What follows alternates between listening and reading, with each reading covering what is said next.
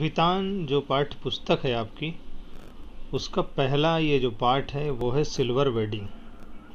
Silver wedding जो है उसका मतलब है शादी की 25वीं वर्षगांठ, अर्थात जब किसी व्यक्ति की शादी के 25 साल पूरे हो जाते हैं तो वो जो समारोह मनाया जाता है उसको कहते हैं silver wedding.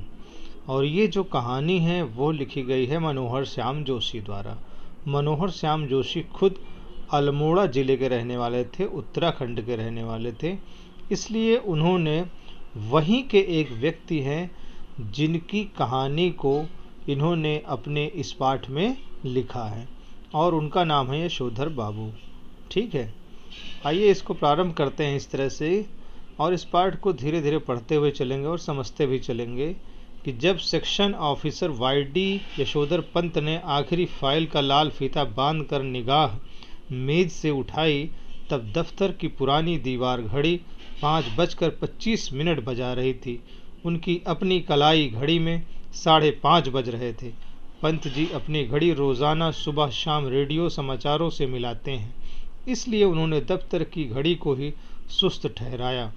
File out tray में डालकर उन्होंने एक निगाह अपने मातहतों पर डाली जो उनके ही कारण 5 बजे के बाद भी दफ्तर में बैठने को मजबूर होते हैं। कहने का तात्पर्य यह है यहाँ पर कि यशोधर बाबू समय के पाबंद हैं और वो दफ्तर में बैठे रहते तो ऐसे कर्मचारी जो उनके सबॉर्डिनेट हैं, अधीनस्थ कर्मचारी हैं, उनको भी बैठना पड़ता है। जबकि पुरानी जो कार्यालय प्रणाली थी उसमें लोग ऑफिस से, कार्यालय से जल्दी निकलना चाहते थे और चलते चलते वो जूनियरों से कोई मनोरंजक बात कर दिन भर के शुष्क व्यवहार का निराकरण कर जाने की कृष्णानंद पांडे से मिली हुई परंपरा का पालन करते हैं। उन्होंने कहा, आप लोगों की देखा देखी सेक्शन की घड़ी भी सुस्त हो गई है।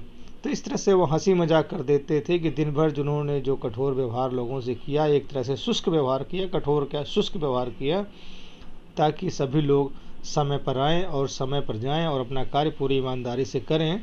तो अंत में वो हंसी मजाक कर देते थे कि कोई अपने मन में इस तरह से कोई बुरी सोच के साथ या गलत सोच के साथ एक जो है अवसाद लेकर के इस कार्यालय से न जाए। इस तरह से कहानी धीरे धीरे आगे बढ़ती है और उसके बाद आते हैं ये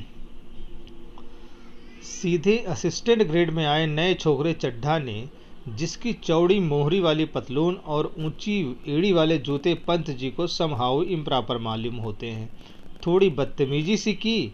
एज यूजुअल बोला, बड़े बाऊ आपकी अपनी चूनेदानी का क्या हाल है, वक्त सही देती है? अर्थात जो उनकी घड़ी है क्या वो सही चल रही है कि नहीं चल रही है। और एक तरह से चड्ढा ने उनको व्यंग किया कि जो उनकी घड़ी पुरानी घड़ी थी उसको चूनेदानी बोला उन्होंने। एक चीज़ ये है। दूसरी बात ये है यहाँ पर कि एक शब्द है, यहाँ देखिए समहाउ इम्प्रॉपर। तो जो समहाउ इम्प्रॉपर शब्द है वो एक तरह से ये जो यशोधर बाबू हैं इस पाठ में जगह जगह प्रयोग करते हैं।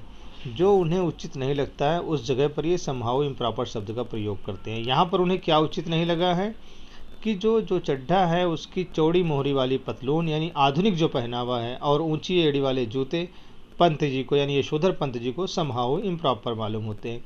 यानी यहाँ पर क्या है कि अनुचित बात जब कोई होती है या अनुचित घटना उनको लगती है या उनके विचार उससे मेल नहीं खाते हैं तो वो समहाउ इम्प्रॉपर शब्द का इस्तेमाल करते हैं।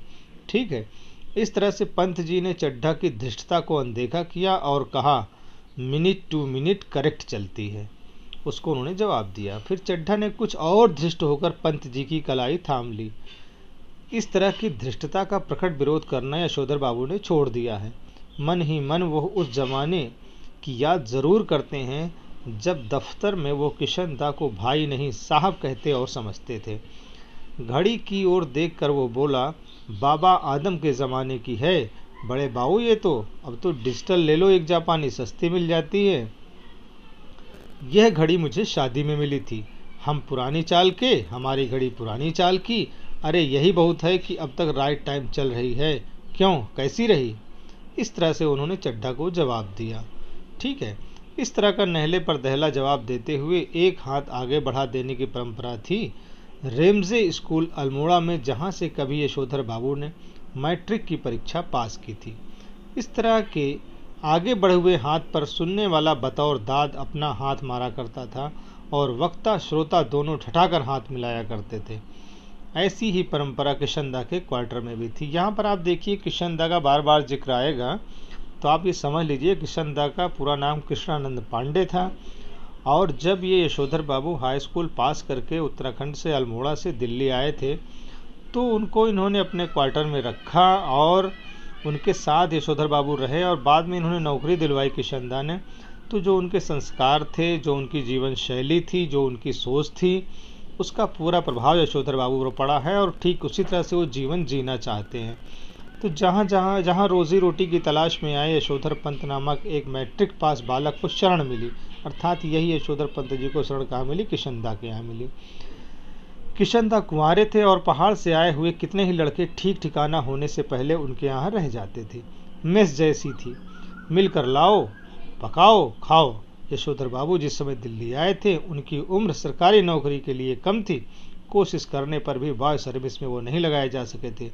तब किशनदा ने उन्हें मैस का रसोइया बनाकर रख लिया। यही नहीं, उन्होंने यशोधर को 50 रुपये भी उधार दिए कि वो अपने लिए अच्छे कपड़े बनवा सके और अपने गांव पैसा भेज सके।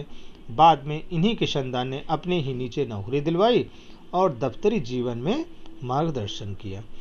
तो ये इस तरह से जो किशनदा का दिल्ली आना और जो संघर्ष में जीवन रहा और किशनदा ने जिस तरह से यशोधर बाबू को संभाला, वो सब बातें यहाँ तक इसमें बताई गई हैं।